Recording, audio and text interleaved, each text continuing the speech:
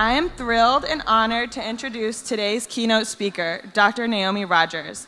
Naomi is someone I hold in the highest regard as a researcher, clinician, and advocate, and someone I'm lucky to call a very close friend. Her scholarship, leadership, and care for others are powerful forces for advancing acceptance of stuttering in the Friends community and beyond. Naomi is an assistant professor at the University of Iowa, where she directs the Iowa Stuttering Lab and examines the psychological and social aspects of stuttering. Her work is deeply thoughtful, bringing together strong research methods with lived experience and always asking questions that center the voices of people who stutter. Naomi has published prolifically in top journals, and her work has led to frequent invitations to present nationally and internationally. She's been recognized for her impact by both the University of Iowa and the American Speech-Language Hearing Association. But for those of us who know Naomi beyond her professional accomplishments, what stands out most is who she is as a person. She's a generous mentor, an incredible friend, and someone who brings humility, empathy, and thoughtfulness everywhere she goes. Oh my God. I have learned so much from Naomi in the 10 years I've known her, and I'm so excited that you all are going to get a little many great tidbits from her today. So let's give Naomi a warm welcome.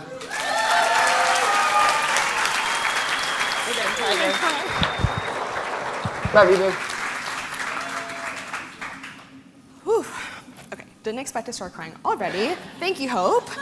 All right. It is such a massive honor to be here with you all today. So I came to my first Friends convention 10 years ago in Raleigh. My friend Hope and I were PhD students at the University of Iowa, studying with Dr. Trisha Zabrowski. Where are you? Yeah, oh my gosh, Brian Center, thank you, okay. Whom many of you know and love just as I do. Trisha had talked about how magical Friends was, and I was so hungry to see what it was all about. And as you all know, even the first timers in the room, it takes just but a few moments to feel the magic for yourself. I am also so grateful that I've been able to share the magic of Friends with my mom, who came to her first convention 3 years ago in Chicago, and she's here today. In our home, when I was growing up, we didn't really talk about my stuttering. Not because my parents didn't care, but neither they nor I had the words. As the only stutterer in our family, it often felt too confusing and too othering to talk about. And so I kept it all inside. And at the time, keeping it inside felt easier and safer.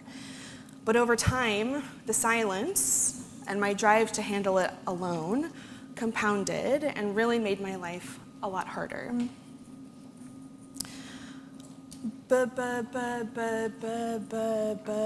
Before I get into the meat of my story, another thing I want to share that colors my experience is that I am a child of immigrants.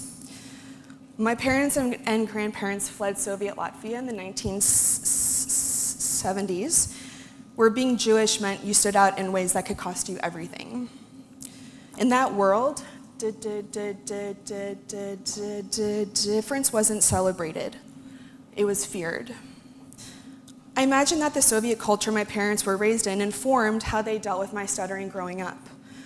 They were raised in a world that prized strength and conformity, where you hid your pain and got on with it. In that world, to stutter was not just to speak differently, it was to fall short of the ideal. Growing up in an immigrant family, I so desperately wanted to fit in as normal, and stuttering often felt like one more thing that made me stand out. As I got older, I came to honor the tenacious spirit that allowed my grandparents to survive the Holocaust, which is why I'm even on this earth today. The same tenacious spirit that allowed my parents to succeed as minorities within a dominant culture, a new culture that prized individuality, education, and success. The same tenacious spirit that has pushed me to learn how to live well with stuttering, to turn what was once my greatest vulnerability into an unshakable sense of purpose. So when I got an email from Karen back in April inviting me to be one of the keynotes this year, every bone in my body was screaming, heck no. And then I thought, maybe I could spin this into some sort of research talk, I research stuttering and I teach it, and so I could probably do that in my sleep. And when I ran that idea by Karen, she was like,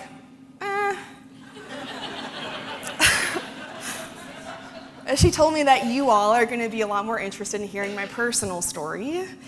And as I've learned over the years, which you'll hear more about shortly, when the universe lobs me a challenge and I want to run and hide, I've learned to just lean in. And I'm also proud of my mom for leaning in and showing up and showing us that it's never too late to grow.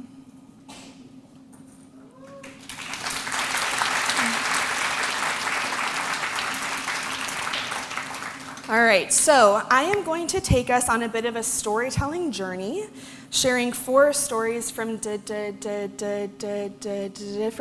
points in my life.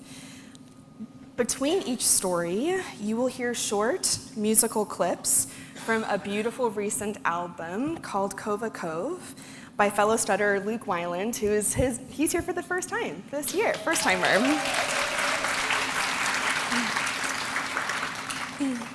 While the stories might feel like individual capsules, I hope you'll be able to sense a narrative arc across the stories. A narrative arc that has led me to be here with you all today.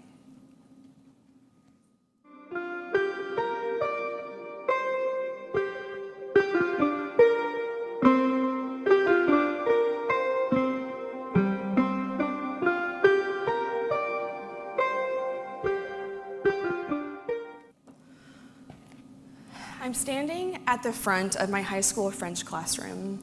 My teacher is sitting at her desk behind me to my right, and my high school boyfriend is to my left. Let's just call him Alex. A room full of apathetic teenagers are sitting in front of us, staring at us. It's the end of my junior year, and this presentation is one of the last things standing between me and summer break. I was sort of emo in my high school days, and so I'm wearing my uniform of black t-shirt, black skinny jeans, a choker around my neck I'd cut from a pair of black pantyhose, my eyes outlined with thick black eyeliner, my naturally wavy brown hair dyed black from a box of drugstore hair dye, and flat iron stick straight. My bangs hang down low enough to be a curtain I try to hide behind. As you know, but most people at my school don't know, is that I stutter. And my self-worth hinges on how well I'm able to hide it. I don't show it, I don't talk about it. This is because in my native English, I can creatively traverse a landscape of trigger words, rearranging my words to seamlessly avoid getting stuck. I'm like a trapeze artist, contorting and flipping her body through the air from target to target. But trying to speak a different language is a whole different story. In French, like other languages I've tried to learn, I don't have the same deep vocabulary that allows me to be flexible with my words and my grammar. And so when I try to speak in French, I am at huge risk of revealing the most secret, most vulnerable part of me that I don't want anyone to know about. I'm like a trapeze artist, missing all the targets, tumbling to the ground in embarrassment and pain. I was a bit of a misfit back in high school, and I somehow managed to be dating the class president. Now let me explain why this is still shocking to me. We had a huge junior class. There were around 1,000 students, and Alex was more of like a hippie skater boy, and I thought that he was so cool. And so I spent half my time not believing my luck, and the other half feeling like a total imposter. Until this point, I felt like stuttering was holding me back from being the person I so desperately wanted to be, so hitching myself to this guy made me feel like my life had purpose. All right, so there we are at the front of the packed French classroom. I might as well have been standing in the middle of a minefield because I am freaking out about how I'm going to get through this presentation alive. Adrenaline is coursing through my body, and panic starts to set in. Panic because I'm terrified that my stutter is about to out me. I know I'm going to feel trapped, forced to say certain words that I'll struggle on, but that I can't avoid because they are the only French words I know. Alex begins our presentation, taking the first few lines of our script. He effortlessly and confidently weaves his words together, and of course it's perfect, just like everything else he does. He's quickly making his way through his part. I know my turn is coming, and I try to send him a telepathic message, please, please, please slow down. The longer you take, the longer I can put off my part. My vision starts to tunnel in. My heart is beating so quickly and so loudly that I hear it like a megaphone in my ears. The paper script flutters in my hands, making me even more self-conscious because now I know that everyone in the room sees how nervous I am. Don't stutter, don't stutter, don't stutter, I plead with myself. An impossible mantra. I'm so hyper-fixated on how wild my mind and body feel that I'm not even listening to where he is in the script. And I finally notice that he has stopped talking, and there is a long pause. And I see out of the corner of my eye that he turns his head toward me.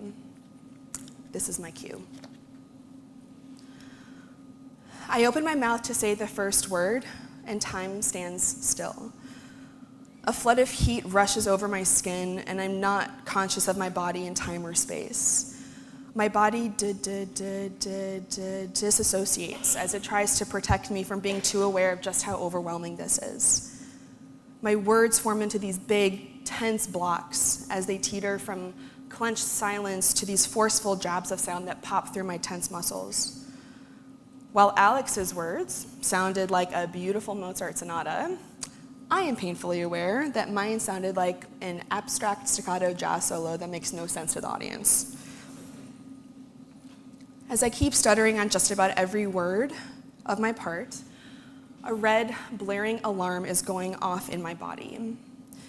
The more I try not to stutter, the tighter and longer my stutters become.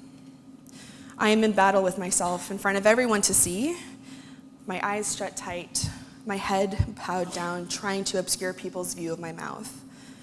I do whatever I can to make myself smaller. If only I could make myself small enough to disappear. By some miracle, my part of the speech ends, and I'm still alive.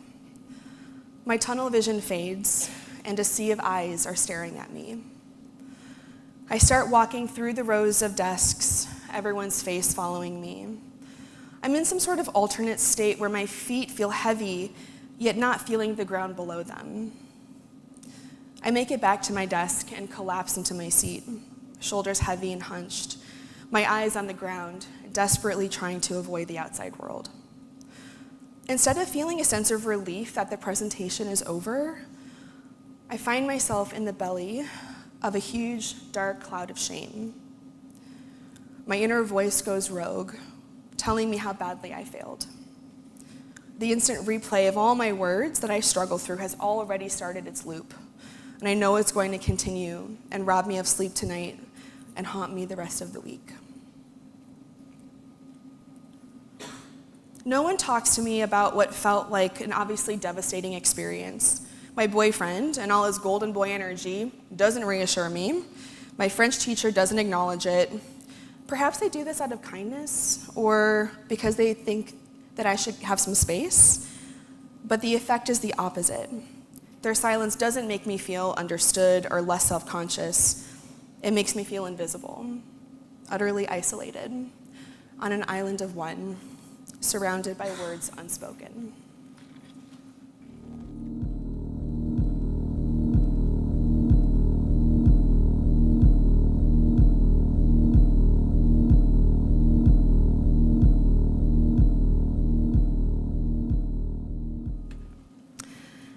There's no place quite like Burlington, Vermont. Up in New England, a place I call home for 4 years as an undergraduate student at the University of Vermont. Coming from sprawling Chicagoland suburbia, I am totally enchanted by Burlington's cobblestone downtown, filled with cozy bookshops and charming boutiques, yoga studios and tattoo studios, coffee bars and kombucha bars. The old brick and stone university buildings sit atop the hill overlooking the town, exuding intellect and curiosity, where people know things, discover things. Folks here are of the earth kind of people, creative types who really care about each other, care about community, with their thrifted outfits and their long hair and their deodorants made of crystals. The town is bursting with local art and heirloom foods and all the wellness snacks you could think of, hugged by Lake Champlain to the east and lush wooded mountains to the west. A green little utopia, tucked away from the rest of the world, inviting me to leave the heavy emotional baggage of my stuttering behind and start anew. I've chosen to come to the University of Vermont because when I came for a college visit with my parents, I was captivated by the down-to-earth realness of this place. And also, more importantly, I had heard that there was a well-known academic who stutters, who specializes in stuttering there.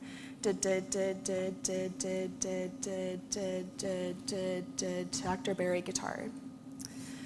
At this point in my young life, I am in desperate need of a fresh start and some mentorship, both personal and professional, and I set my sights on this place with him. I began college as a declared communications sciences major, and I'm inspired to pursue this field because of the speech therapist I had in high school. While I know it's not going to be the easy career choice, it feels like an important one. I think if I become a speech therapist, I'll be able to help myself and others like me. So my first year of college comes and goes. I'm doing well in my classes, starting to make friends. I swear off meat and go vegetarian. I'm taking candlelight yoga classes and reading poetry. Things seem to be going well, but I can't muster the courage to reach out to Barry. I don't feel like I have a good enough reason to. I think I have to have something really powerful and really meaningful to say, not what I think is a meek, dear Barry, I stutter. And nowadays, as a professor myself, I relish emails that I get from students who stutter, who are just looking to connect. But in my own 18-year-old mind, new to the world of academia, I don't feel worthy enough to take up a busy professor's time. As my freshman year comes to an end, I pack up my bags to return home to Chicago for the summer.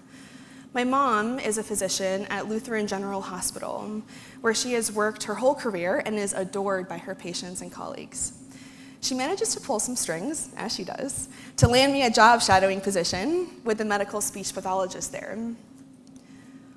For 2 months, I spend my days tailing this SLP as we scurry from patient rooms to radiology suites, therapy rooms to storage closets filled with medical bits and bobs like thickened liquids and oral swabs. The smell of antiseptic and stale bodies permeate every inch of this place. There is this inescapable repetition of beeping and humming of medical machines, nurses and doctors whizzing by. The fast-paced, ultra-medicalized environment is a stark contrast to the chill, cozy tempo of my new life in Vermont that I much preferred. I wheel a patient into a small therapy room for his speech therapy session. This man recently had a stroke and now can't move his body or string his words together like he used to. Later that day, the SLP and I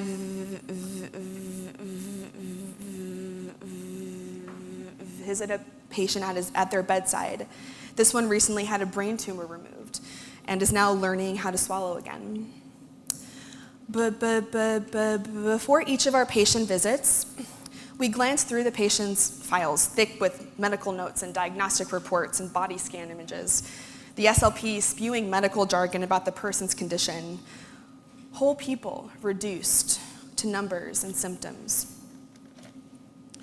Until this point, my only exposure to speech therapy had been my own experiences working on stuttering, something that had been so deeply personal and impossible to disentangle from who I am as a person.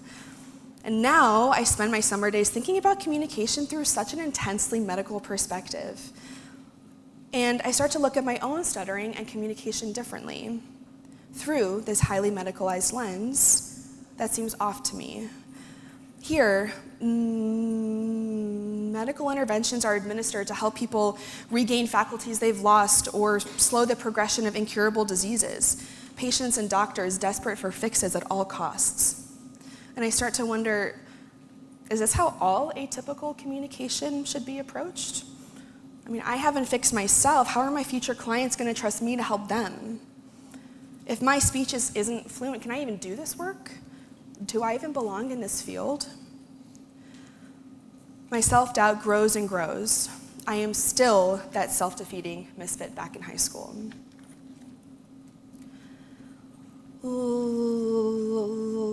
Looking at speech conditions in this way all summer, I have a really uneasy feeling as I pack up my bags to head back to college for my sophomore year. My parents dropped me off at the airport, the mid-August sun beating down on the black concrete and metal all around, and I give them each a really tight hug, lingering a bit, because I know that when I let go, I'm one step closer to being back in college, where I'll have to confront my uncertainties about what lies ahead. I lug my stuff on 2 long flights back to Vermont, and the next morning I wake up in my dorm room. I have to register for classes, like yesterday, but these uncertainties are holding me back. I stand precariously on some creaky wooden furniture, hanging up string lights and an Incubus concert poster. I'm not sure I want to take the next courses in the sequence for communication sciences, and I'm starting to think through majors that I could switch to. You know, I like the prospect of helping people. Maybe I could do like occupational therapy. Do they do a lot of talking? You know, I've always been pretty artsy. Maybe I could do like graphic design. That job doesn't require a lot of talking, right? My mind is hazy. There's no clarity, and I feel totally lost. As someone who is a diligent planner, this is really unlike me. You know, it's one thing to make a decision to leave something behind, and another to not know what's on the other side. I think I should probably talk to my academic advisor about this so I can start to make some decisions one way or another. So I sit at my desk, open my laptop, and click Compose on my email app. I enter my advisor's email address in the recipient line. Dear Mike, I hope you had a great summer. I'd like to schedule a time to meet with you to talk about my major. Thanks. And a few days later, I find myself sitting in Mike's office, nervous that I'm about to blow up my career plans without a clear vision of what else I would pursue instead. I had come up with these excuses for why I didn't want to be an SLP that I shared with Mike. You know, that I wanted some separation from my day job and my personal life, that I didn't like the medical aspect of speech pathology. It was too depressing and too sterile, that I was too introverted to talk to people all day, that I didn't want to deal with annoying insurance companies. And eventually I blurred out, I don't think I'll make a good SLP because I still stutter. And Mike looks at me with his kind brown eyes, and he tells me to stay right there. He gets up and walks over to the office next to us. He knocks on the closed office door, and I hear quiet footsteps as the person inside heads up to open the door. And I hear Mike say, "Hey, do you have a minute? There's someone you should meet." I wonder who this office neighbor is. So I timidly get up out of the chair and approach the doorway. In front of me is an older man in his mid-60s, about my height, with white wispy hair and wiry glasses. His naturally rosy cheeks match his pink button-down shirt with his sleeves unevenly rolled up. He extends his arm, and our hands interlock, and he introduces himself. I'm Barry. My eyes open wide in disbelief. I'm Naomi, and we exchange big grins, and he invites me into his office. The next 2 hours feel like they slip by in a second. The connection between us is instantaneous. Our stories about stuttering flow. and I am mesmerized by the way that he rides the waves of his stutter with vivid joy and curiosity. As he starts to stutter, he locks in eye contact with me, and I see tension just melt away as he slides into the next sound. After he finishes a particularly juicy stutter, he throws his head back with a big smile and says, "Man, that felt good." A stutter feeling good? Who is this guy? I am so confused and intrigued. I am at the edge of my seat, watching and learning. I am so fascinated by him. Here is a person so unafraid of stuttering that he actually finds delight in it. As we continue to share stories, I am completely disarmed in the most freeing way. I feel safe sharing my fears about my future, and if I'm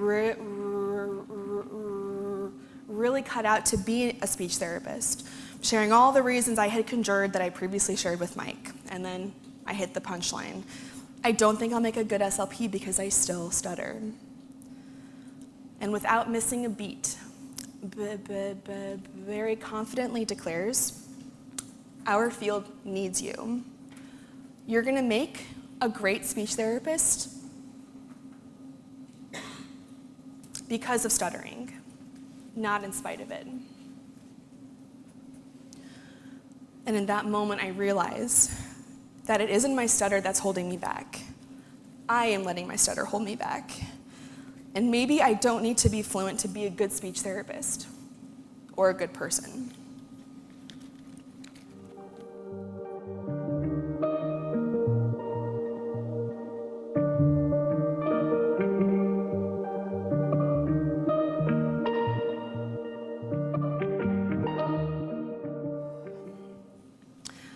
Over the next few years, Barry swoops me under his wing and brings me into a new era of my life. We have weekly meetings on Wednesday mornings where we discuss the latest stuttering research, and he starts to plant seeds that I should get a PhD one day. We talk about the new families that he's working with in the stuttering clinic, and he asks my advice, how to counsel parents who are navigating fresh worries in the early years of their child stuttering. Fears they have about their child being bullied, about their child not going to prom, not pursuing careers they truly want, not getting married, not having a family, fears that I'm still trying to resolve for myself. And while we talk, we explore our own stuttering. When we hit a stutter, we stay in the moment and play. We pay attention to where the sound is tense, how the tension sounds, how it feels. We use a metaphorical microscope, turning the moment around in our fingers, ogling at its many dimensions and inconsistencies. Having tried to leave my old judgments about how awful and ugly stuttering is checked at the door, I am fully present, exploring with newfound curiosity and wonder. One Wednesday morning, I sleep through my alarm and groggily open my eyes at 9:18, and a jolt of panic jerks me out of bed. I was supposed to be in Barry's office at 9. Throw some clothes on, stuff my phone in my shoulder bag, and I grab my longboard, thinking that'll get me there much faster than running. I spring out the front door of the dorm building, I steady my left foot on my longboard and start pumping with my right. I quickly make my way to Main Street and make a sharp left. Crap. I forgot that this part of Main Street down to Barry's office is a steep downhill. And I am no speed demon, but I don't have time to dilly-dally, so I keep pumping my legs and pick up tremendous speed. So much speed that halfway down, I completely lose control, get thrown off my longboard, and fall hard on the concrete. My knee is throbbing. I look down, and my jeans have a gnarly rip over my left kneecap, and blood is already pooling, staining the surrounding denim. But there's no time to mope. Barry awaits.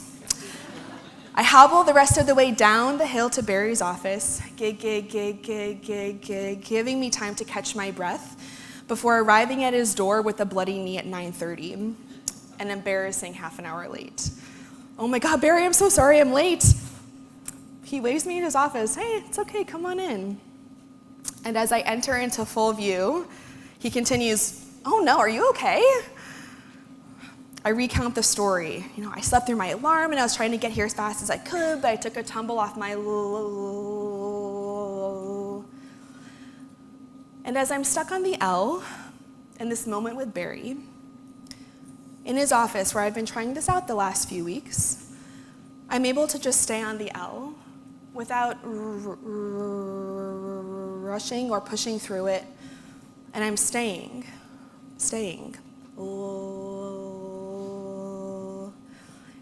As Barry's lips spread into a proud smile and he throws me an enthusiastic thumbs up. A thumbs up? A celebration? Okay, I finished the word and I let out a little chuckle, surprised by the newness of celebrating stuttering rather than feeling ashamed by it, and also a bit satisfied with this new sense of autonomy that I'm discovering.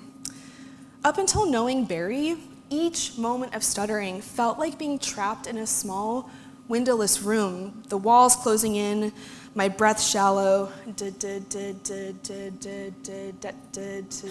desperate to escape. But with Barry, I begin to allow myself to practice staying, letting myself feel the discomfort without running from it. A few weeks later, during one of our Wednesday morning meetings, he pitches a challenge to me. What if we take this outside? Like,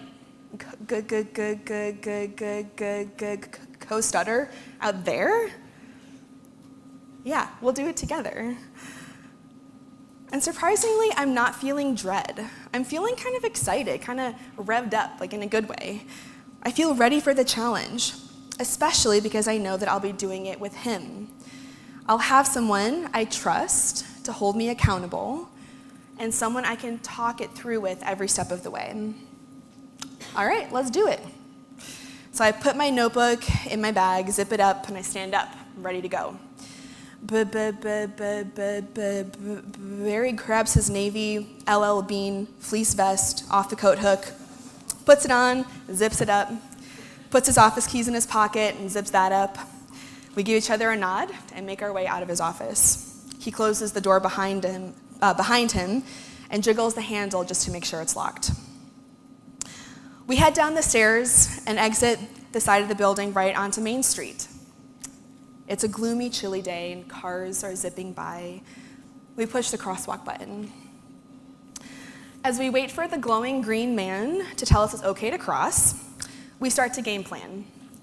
Barry tells me that the next person who walks past us, he's gonna stop them and ask them what time it is. And he informs me, and I'm gonna put some good stutters in there. The glowing green man permits us to cross, and we start making our way toward the heart of campus. As we walk,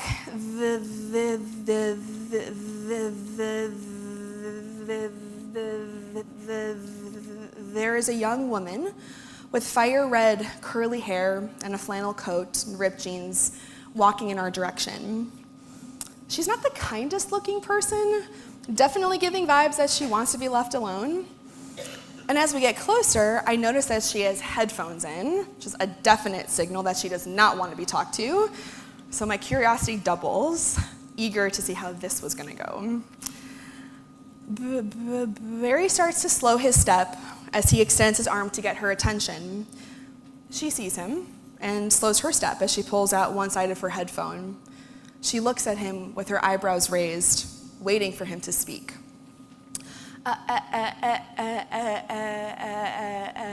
Excuse me, do you know what time it is?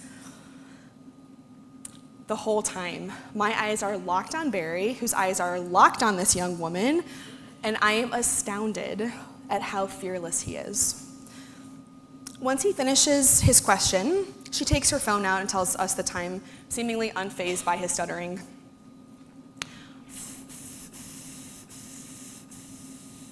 Thank you. Unable to resist the opportunity to sneak in one more good stutter. As we keep walking, we make a plan for our next victim. I say, I'll do the next one. I can ask where the library is. Which in my mind seems so silly because I know that we'll hit the library if we just keep walking straight. But I get the assignment. I'm not stopping someone to actually get information. I'm stopping them to be vulnerable with them, to feel the fear, and do it anyways. Within a few moments, a buff college dude turns the corner and enters our path. My heart starts pounding, and I am internally cursing Barry for being there, because if he weren't, I could just keep on walking and leave this stranger be. But I'm more so grateful that he is there so that I can't run away and hide. The dude is getting closer and closer. He makes eye contact with us. This is my cue.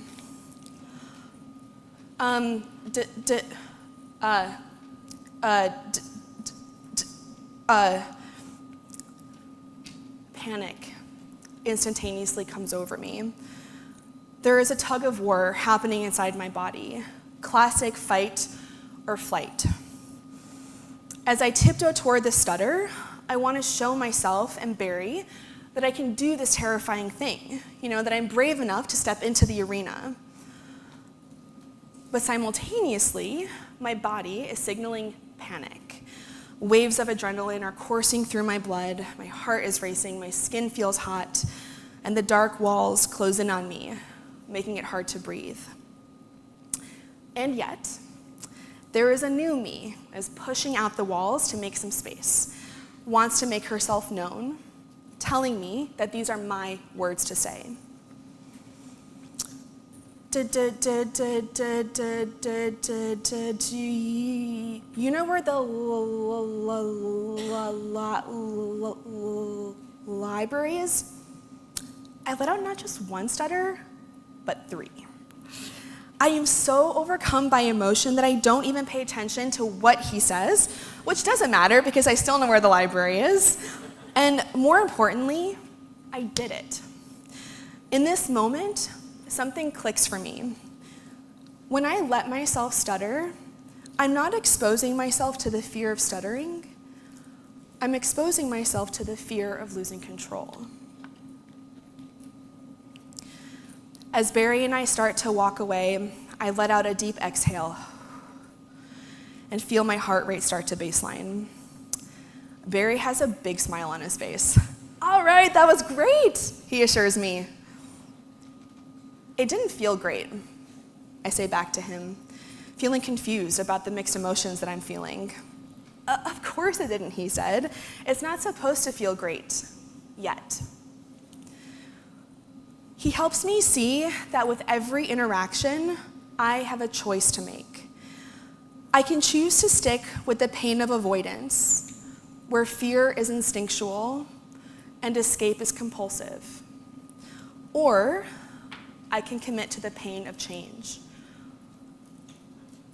trusting that over time, the pain will transform into purpose. On our way back to Barry's office, he stops one more person to practice with, an employee wearing a black uniform rushing to get to their shift at the cafeteria.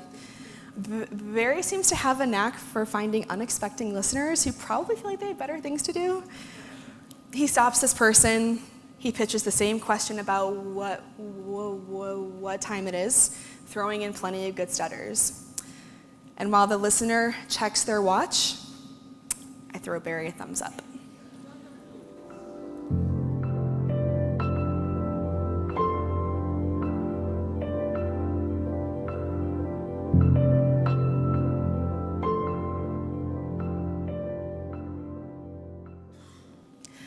It's June 8th, 2015. 5 years have passed, and I'm sitting in my apartment in Iowa City.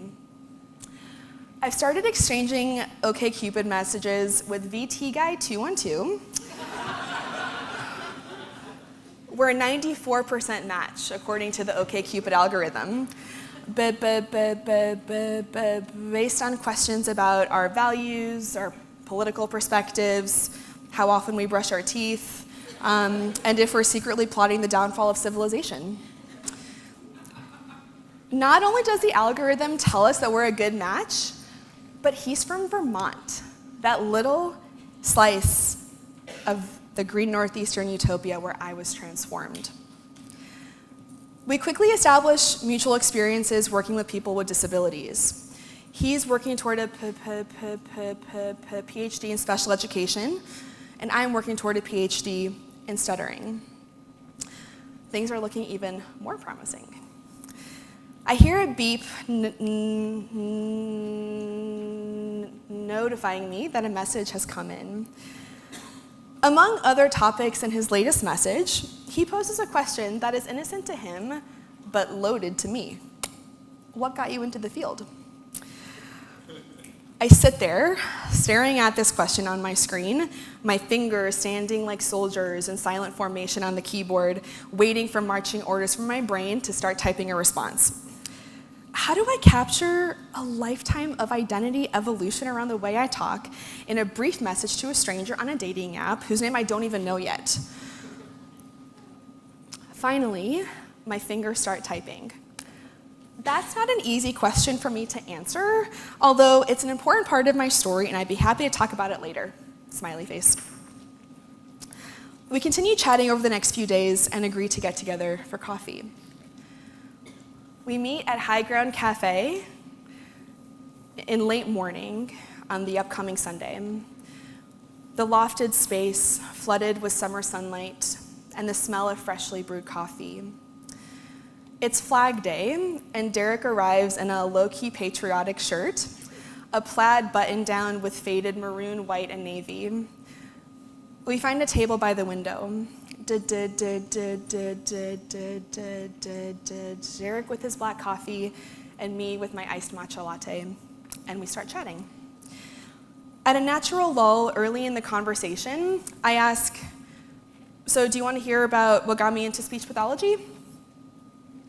I do, he replies. And so I share this Spark Notes version with him, wanting him to get a sense that this is an important part of who I am, but not all that I am. And as I hoped, he listens with gentleness and sensitivity. The whole time I'm sharing, there is not an ounce of judgment in his sea green eyes. And as I speak and stutter, he empathetically nods along. He never interrupts me, never gives me the look. He gives me time and space to speak my truth. Another point on our dating scorecard. We fall in love quickly, and we get married on an unseasonably warm November day the next year. We move into a 2-story yellow rental house on Ronald Street, built in 1890, with a steep, spiraling staircase inside that seems like a death sentence. Within a year after getting married, we start seriously talking about the prospect of starting a family. The timing feels right. We're about halfway through our PhD programs, and our coursework is complete. We're just focused on our dissertations. My advisor, Trisha, whom I adore, whose advice I always take, tells me that this is an ideal time to have a baby from a logistical standpoint.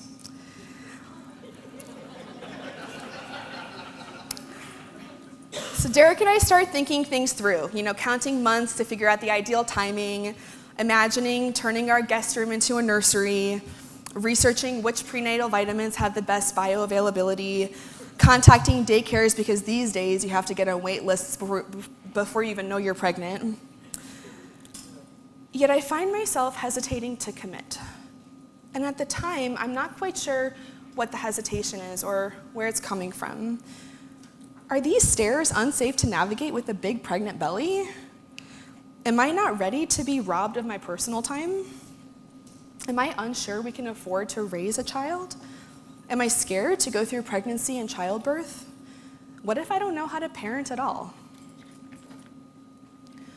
And I finally realized that, yes, while all those worries are real, the biggest worry at the core of it all is that I'm scared about possibly having a child who stutters. It's a very real possibility because I know stuttering can run in families.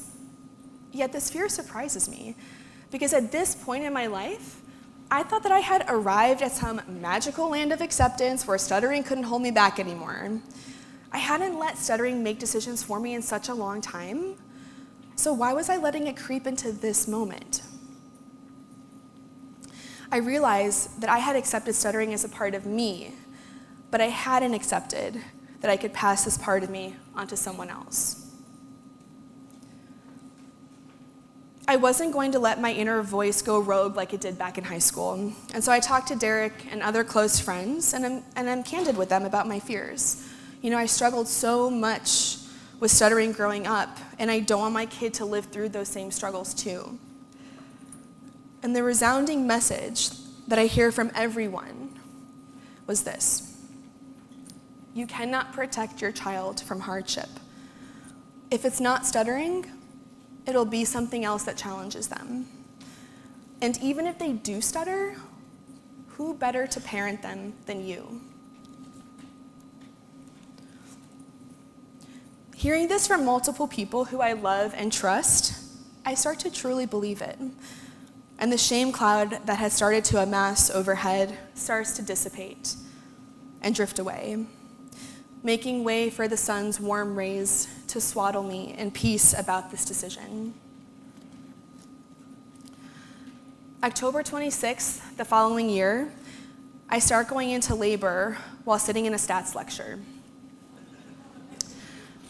The contractions are slight at first, and so I stay for the rest of the talk. And then I start walking home. It's a crisp fall day. The old, towering trees that frame the streets and homes are aflame with yellow, orange, and red leaves.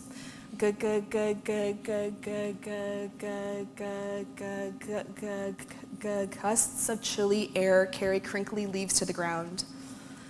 I feel waves of tightening in my belly as I walk a few blocks here and a few blocks there, taking a meandering path home to keep myself occupied during the early stages of labor.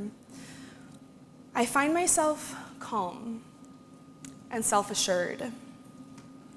Because of stuttering, I have learned to be okay with uncertainty and discomfort.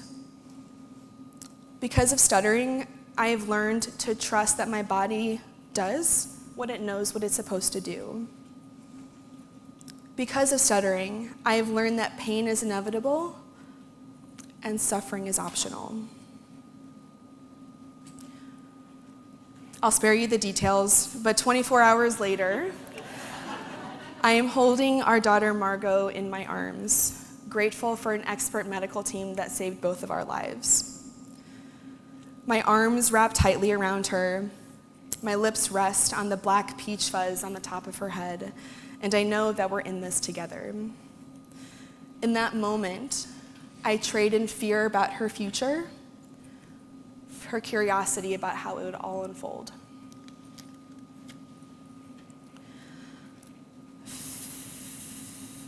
Fast forward to a Tuesday night, about 5 years later.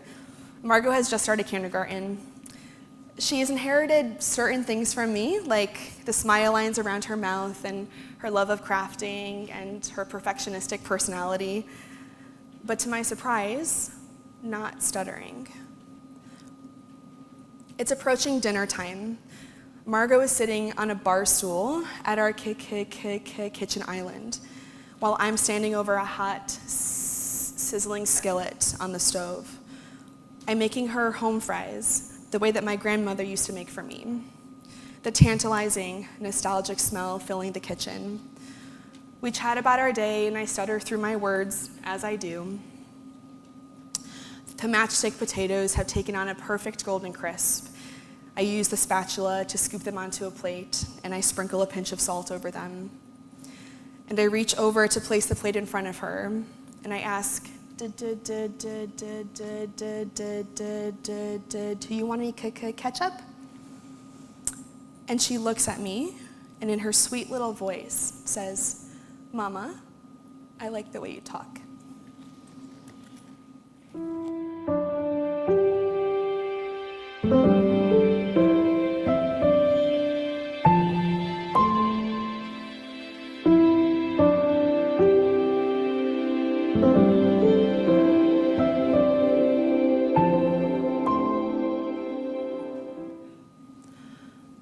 Over the these 4 stories, I've tried to bring you into snapshots from my life that felt like defining moments. But life is not lived in snapshots, right? It's fluid, and things never follow a linear upward track. The journey of stepping into my best self has been messy and dynamic, and it's certainly not over. Constantly recommitting myself to growth, especially when it's hard. I wouldn't be where I am in my life without people who have held up a mirror that allowed me to see the good parts of me that were so hard to see myself.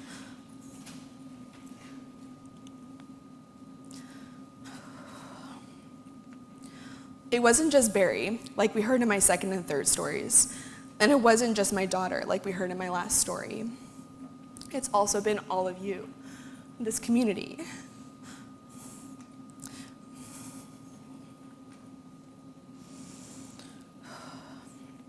For so much of my life, I thought that I had to be tough on stuttering and tough on myself. That being strong was going to get me through.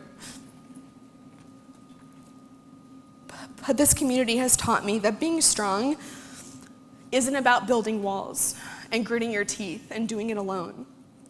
True strength comes from knocking walls down and making space, bringing people in and leaning on each other, making room for stuttering, even when it feels confusing or scary, exploring our feelings, even when they hurt, accepting the variability of the experience, even when we want to control it, being vulnerable and authentic in relationships, even when we want to hide, offering ourselves grace, even when others don't. Learning to be open with stuttering has taught me that I don't need to perform fluency to be worthy of being heard. I don't need to hide, apologize, or fix myself to belong. For so long, I believed that I had to carry the burden of being better, more fluent, more polished, more like everyone else. But the truth is, showing my stuttering is not a failure. It's an act of honesty, and it's a return to myself. And it turns out, being a stutterer, being who I am, is enough. And that's why I want to close with one of my favorite poems that reminds us of what it means to come home to oneself, to take up space, to belong, just as you are. This is Wild Geese by Mary Oliver. You do not have to be good. You do not have to walk on your knees for 100 miles through the desert repenting. You only have to let the soft animal of your body love what it loves.